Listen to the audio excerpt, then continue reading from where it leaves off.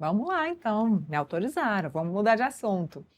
Olha, a proposta de emenda à Constituição que aumenta a autonomia do Banco Central foi aprovada na manhã de hoje na Comissão de Constituição e Justiça do Senado Federal.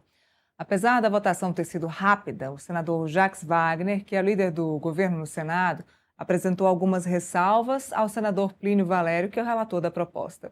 Vamos conversar agora com a Camila Xavier, nossa repórter que tá lá com o senador Plínio Valério, para conversar sobre essa votação. Camila, muito boa tarde, senador, sejam bem-vindos ao Contexto Metrópolis. Tarde. Boa tarde, Neila. Boa tarde a todo mundo que nos acompanha. Obrigada, senador, por estar aqui com a gente. E eu queria começar para a gente esclarecer para quem nos assiste, né? Que às vezes não entende muito bem como que essa autonomia financeira vai influenciar no cenário geral.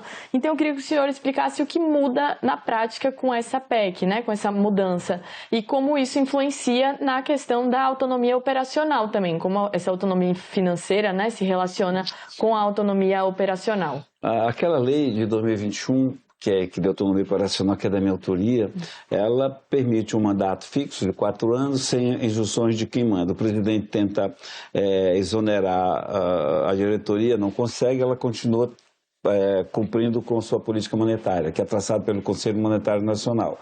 Permitiu, dentre outras coisas, no primeiro minuto, controlar a inflação, ainda com Roberto Campos. E com Galípolo, controlando a inflação, não baixando juros como o presidente queria e permitindo o caso Master. Só pode porque tem autonomia operacional, fixando o mandato. Esse segundo momento é a financeira orçamentária, ou seja, tem que ter dinheiro para poder continuar sendo o que é. E o Banco Central precisa urgentemente. Não tem nem inteligência artificial, não tem frota de carro, diretoria que cuidava de trazer, fiscalizava 300 empresas, hoje fiscaliza 3 mil, com menos servidores. E o Pix, que fica muito vulnerável, do jeito que está. Grosso modo, para que as pessoas entendam, é isso aí. É dinheiro para o Banco Central, para ele ter seu orçamento pobre, não ter que estar pedindo sempre ao governo federal. Se modernizar e acompanhar o mundo moderno. Certo. Senador, e em relação a... Porque houve essa apresentação, né, da emenda do líder Jacques Wagner, essa posição do governo em relação à natureza do Banco Central. O senhor deixou aberta a possibilidade de ainda dialogar, né, sobre essas questões antes da votação, até a votação no plenário. Eu queria entender se existe a possibilidade de o senhor aderir à posição do governo ou a possibilidade de vocês chegarem a um consenso, assim, um meio termo. Camila, quanto à natureza da instituição, não tem o que discutir, é como está. Não tem como, não tem. Porque acaba com a PEC. Se você deixar uma instituição pública, acaba com a PEC. Então não tem isso. Ele vai mais além, a questão do orçamento, a questão que está tudo contemplado lá. Eu acho que a emenda hoje apresentada pelo governo era para protelar, para conseguir o que eles acabaram conseguindo. Só que dessa vez foi diferente. Há 2 anos atrás, eles conseguiram esse tempinho de uma semana que demorou 2 anos. Mas nós não tínhamos votado na CCJ. Eles conseguiram hoje, mas nós votamos na CCJ. É um avanço, não tem a menor de mudar a natureza nem pensar. A questão do orçamento também não. Se for alguma coisa que não altere, que não quebre a espinha dorsal, a gente conversa e acata. Mas a tendência é não acatar nada, porque o que o governo quer é impossível de acatar. Primeiro momento mandaram para mim ontem que deixava o orçamento com o Banco Central, o Conselho Monetário Nacional aprovava. Ponto, era entre eles. Quem é o Conselho Monetário Nacional? O planejamento, a fazenda e o branco, que é tudo indicado pelo governo. Tirava a prerrogativa de vir para o Senado referendar. Então, o Banco Central diz o que quer, o Conselho Monetário aprova, manda para o Senado que referenda. O orçamento do ano passado é corrigido pelo IPCA com mais 2,5% da inflação. Certo. E depois daquela discussão na CCJ, depois do encerramento da sessão, ficou prevista alguma conversa do senhor com o líder do governo, o senador Jacques Wagner? Como que está essa previsão? Eu já passei por isso, né, de ter uma conversa, essa conversa que nunca houve. No entanto, foi pedido 7, 10 dias, uma semana, e tem que ser dado, não tem como você radicalizar, até porque é muito arriscado quando se trata uma votação apertada. A formação, a constituição da CCJ, ela já é equilibrada, ela é proposital, ela já é equilibrada. Às vezes com desvantagem para nós de oposição. Então, a gente não tinha que confrontar. E eu acabei conseguindo uma votação simbólica, que foi inédita na CCJ, uma PEC dessa natureza. Então, é ouvir. O governo tem o que colaborar? Tem, desde que não seja a espinha dorsal. Eu estou disposto a ouvir como sempre estive. E o governo me parece que está disposto a atrapalhar como sempre esteve. O que nos une e deveria unir é o PIX. Nós estamos colocando o PIX na Constituição. O presidente Lula vibrou que o PIX é nosso, quando o Trump falou. O Flávio Bolsonaro disse que foi o PIX, foi no governo Bolsonaro, ou seja, é um orgulho brasileiro. Hoje é o patrimônio nacional, então a gente precisa botar na Constituição. E eu já previa isso com um artigo que eu fiz ainda um ano e meio atrás. Senador, eu vou voltar lá para o estúdio agora para jogar para a Neila, Neila, se quiser fazer alguma pergunta aqui para o senador. Eu queria que o senhor deixasse muito claro, o senhor falou do Pix e hoje o Pix é o ativo mais querido pelos brasileiros. O senhor está dizendo que o Pix corre risco. Qual é o risco real que o Pix corre se não estiver dentro da Constituição brasileira? Dois aspectos do PIX. Esse da Constituição é porque o Trump andou falando, olha, o presidente da nação mais poderosa do planeta. Quando um assunto chega a ele, é porque passou por uma triagem tremenda. Se ele diz que o PIX é uma concorrência desleal, é perigo para a gente, porque o Pix realmente mexe até com o dólar, não precisa do dólar, né? O cartão Master.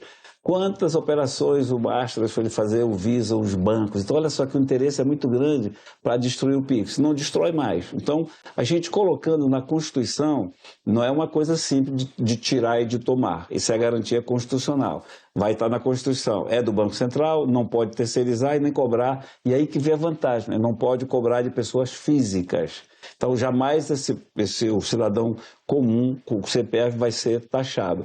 E a outra garantia, que eu acho essa tremendamente importante, foi essa que eu passei o tempo todo falando, o Pix hoje, ele tem operações, ele tem no mínimo 245 milhões de operações dia, e ele é gerido por 32 servidores apenas. Quando não fica ninguém de plantão, não tem gratificação para plantão, não tem bônus para ninguém. Então, é muito arriscado. E o Banco Central, a cada semestre, ele perde servidores. A cada ano, então, ele perde servidores. E o Pix acaba sendo vulnerável nesse aspecto que eu falei. Você tendo um orçamento próprio, podendo contratar, ajustar salários justos, né, razoáveis, você vai ter um Pix fortalecido. Quando você imagina que todos os dias tem golpe, 150 milhões, 200 milhões, 50 milhões, e são esses 32 servidores que têm que correr ali atrás com equipamentos que precisam ser mais modernizados. Eu falo do perigo, o maior perigo é isso aí. Tendo dinheiro, tendo orçamento, eles vão dobrar no mínimo os servidores. Se tem uma ideia, o Banco Central não tem uma inteligência artificial própria. Não tem. Olha só, o Banco Central não tem uma IA, porque não tem como pagar com essa IA. Então, eles vão passar a ter seu orçamento. O governo vai muito atrás disso, porque o PT não quer perder poder. O PT quer mandar em tudo e em todos. E ele, percebendo que o banco autônomo já foi para cima do Master, do Vorcaro, imagina com autonomia financeira. Vai cumprir o seu papel de forma excelente ainda. Excelência ainda. Senador, em relação, voltando só um ponto nessa questão de divergência, né, entre a opinião do governo, entre o relatório do senhor, só para deixar claro também, no entendimento do senhor, caso o Banco Central fosse uma autarquia federal de natureza especial, ela perderia um pouco dessa autonomia em comparação com o texto do senhor, né? Sim, perde total, porque ela deixa de ser uma instituição, né, independente, ela já é independente hoje da aba da Fazenda. Ela deixa de ser para voltar para a aba do chapéu do governo. Ela vai ficar à mercê do orçamento que o governo dá, que agora mesmo está cortando 8,8% do orçamento do Banco Central. Ela fica no mesmo guarda-chuva dos outros, então ela fica à mercê, o orçamento vai estar passível de contingenciamento e, consequente, passível de bloqueio. Então, não teve avanço nenhum. E é isso que o governo não queria lá atrás, mas quando a AGU mandou uma solução, uma instituição de natureza especial, né, a instituição pública de natureza especial com poder de polícia, contornou. E o governo não tinha mais nada a dizer. Mas aí, quando vem essas coisas de novo, volta tudo de novo. Não tem como. Ela tem que ter sua independência plena, orçamentária e financeira. E o que é que vai acontecer? Mas vamos criar uma casta, vai ser muito dinheiro. Não vai ser tanto, quer dizer, tanto dinheiro porque é caro. É o orçamento do ano passado, corrigido pelo IPCA, com mais 2,5% da inflação. Ponto. Se eles quiserem mais do que isso, eles têm que pedir ao Senado Federal. E na sugestão que o governo dava, o Senado não estava incluso. Agora imagine, eu, senador da República, vou tirar o Senado, cortar o Senado de nossas prerrogativas. Nós, congressistas, nós analisamos e aprovamos o orçamento da União. Então não é nada demais aprovar o orçamento do Banco Central. Aliás, quem aprova é o Conselho Monetário Nacional e manda para a gente referendar, fazer algumas observações. Então, e quando diz também, não, mas eles alegam também, Camila, não, mas se o Banco Central tiver prejuízo, quem cobre, o Tesouro vai ter que cobrir. Cobre, já é assim. Como é que funciona? O Banco Central tem um ativo, tem um lucro de trilhões. Ele joga tudo para o Tesouro Nacional, vai tudo para lá. 1 ano, 2 anos. Quando ele tem prejuízo, e teve na Covid, aí o Tesouro Nacional tapa esse buraco. Que não é nada demais, ele já mandou lucro, lucro, lucro. Quando ele tem prejuízo, vem para cá. Então, o que o governo diz que afeta lá as finanças, um gasto primário, etc., para enrolar. O problema é que o PT não quer abrir mão de perder algum poder, de tanto poder que tem. Senador, volto novamente com Neila. Tem mais alguma questão, Neila? Tenho, para a gente finalizar, só para deixar claro para quem está nos assistindo, senador, qual é o interesse do governo do PT em manter o Banco Central nas suas mãos? Eu pergunto isso porque os governos mudam, né? Pode ser que um próximo governo nem seja o governo do PT a comandar o nosso país. Qual é o interesse do governo do PT de ter o Banco Central nas mãos, sendo que a gente já tem um Banco Central independente, só não está independente financeiramente?